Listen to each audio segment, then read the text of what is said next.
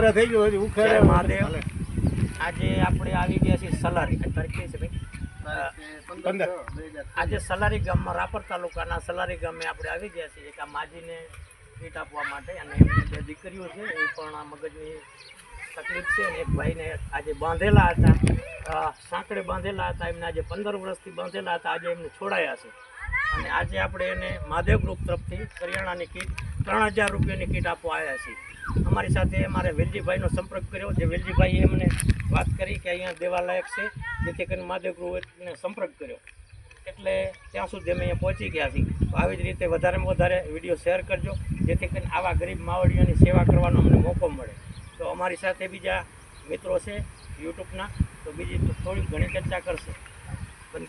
તારીખ બોલી દીધી તો બોલી ગયો તારીખ 15/6/2026 આ સલારી ગામે અમે કીટ આપવા આવ્યા છીએ મહાદેવ ગ્રુપ તરફથી તેમાં ઘઉં ચોખા ખાંડ ડુંગળી બટાટા મમરા ગોળ ચાય ચવાણું બિસ્કીટ નાવાના હાબુ તેલ શાકભાજી મગ ગાય મેથી ઘાસ બધું છે દાળ 2-3 જાતની દાળ છે આ આપણને તમામ મહાદેવ ગ્રુપ તરફથી આપે છે માજી તમે એવા આશીર્વાદ આપો કે મહાદેવ ગ્રુપ આગળ ને આગળ વધે ને તમારા જેવા માતાજીની સેવા કરવાનો અમને મોકો આપો મહાદેવ આશીર્વાદ તારીખ 15/6/2026 આપણું મહાદેવ બાપુ સારું કામ કરે છે